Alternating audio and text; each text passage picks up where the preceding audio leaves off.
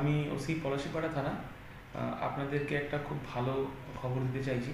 সেটা হচ্ছে আমাদের কৃষ্ণনগর পুলিশ জেলা একটা ইনিশিয়েটিভ ছিল এবং সেখানকার থেকে আমরা পলাশীপাড়া থানার পরিচালনা এবং ব্যবস্থাপনায় শঙ্কর নেত্রালয়, আপনারা সকলেই জানেন, খুব ভালো চোখের হাসপাতাল, চিকিৎসা হয়। তাদের সঙ্গে আমরা একটা কোলাবোরেশন করে একটা আই চেক আপ ক্যাম্প আমরা 25শে অক্টোবর আমাদের থানার আন্ডারে করেছিলাম, যেখানে আমাদের থানার প্রত্যন্ত অঞ্চলের মানুষ এবং আশেপাশের প্রচুর মানুষ আমাদের ওখানে আসেন ক্যাম্পে। তারা অভিজ্ঞ ডাক্তার ছিলেন, সেখানে টেকনিশিয়ান ছিলেন, তারা চক্ষু পরীক্ষা করান। এরকম 130 জন আমাদের কাছে এসেছিলেন যারা চক্ষু পরীক্ষা করান। সেখান থেকে টোটাল 64 জনকে ওনারা চশমা দিয়েছেন এবং বাকি 21 জনকে আমাদের ওখান থেকে ওনারা সিলেক্ট করেন যাদের চোখের খুব প্রবলেম আছে, বিশেষ করে কিছু অপারেশন করার দরকার আছে এবং খুব ইমিডিয়েটলি দরকার আছে, কিন্তু তারা করে উঠতে পারছিলেন না।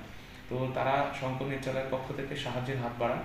আমরা তাদের সঙ্গে যোগাযোগ করি শঙ্কর নেত্রালয়ের সঙ্গে এবং তারা একসঙ্গে আমাদের সঙ্গে কথা বলেন এবং আমরা গত 3 তারিখ, এই মাসের 3 তারিখ, নভেম্বরের 3 তারিখে ওনারা গাড়ি পাঠান। আমরা সেই লোকগুলোকে এক জায়গায় করে তাদেরকে আমরা আমাদের নিজেদের স্টাফ দিয়ে তাদের কাছে পাঠাই শঙ্কর নেত্রালয়ে।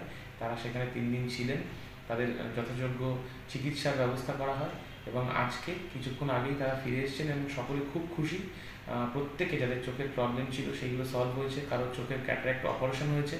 তো আমরা শঙ্কর নেত্রালয়কে ধন্যবাদ জানাই এবং সর্বোপরি আপনারা এলাকার মানুষ যারা আমাদের এই ইনিশিয়েটিভটাকে সাফল্যমণ্ডিত করতে সাহায্য করেছেন, সকলকে অসংখ্য ধন্যবাদ জানাই। সর্বোপরি আরও যেটা আমরা আপনাদেরকে জানাবো সেটা হচ্ছে, যে মানুষ যারা এসেছিলেন, যারা চোখের পরিষেবা পেয়েছেন, চিকিৎসা হয়েছে, আমরা চেষ্টা করব আগামী দিন আবার এরকম ক্যাম্প করার। আপনারা আসবেন, ডাক্তার দেখাবেন, আমরা চেষ্টা করব আপনাদের পাশে থাকবার জন্য। দেখুন, পুলিশের কাজ শুধু তো পুলিশই নয়, পুলিশের কাজ সমাজের একজন ব্যক্তি হিসেবে পাশে দাঁড়ানো প্রত্যেকের। আমরা সমাজবদ্ধ জীব, সামাজিক সব রকম কাজই আমাদের করতে হয়। তো সেইভাবেই আমরা মানুষের পাশে দাঁড়াতে চেয়েছি। এই ইনিশিয়েটিভে আপনারা যারা আমাদের সাহায্য করেছেন, যারা আমাদের পাশে দাঁড়িয়েছেন, সকলকে অসংখ্য ধন্যবাদ। যদি এখনও আমাদের খবরের দর্পণ চ্যানেলটি সাবস্ক্রাইব না করে থাকেন, তাহলে এখনই সাবস্ক্রাইব করুন, সঙ্গে বেল বাটনটি ক্লিক করুন আর পেয়ে যান সব খবরের দ্রুত ভিডিও আপডেট।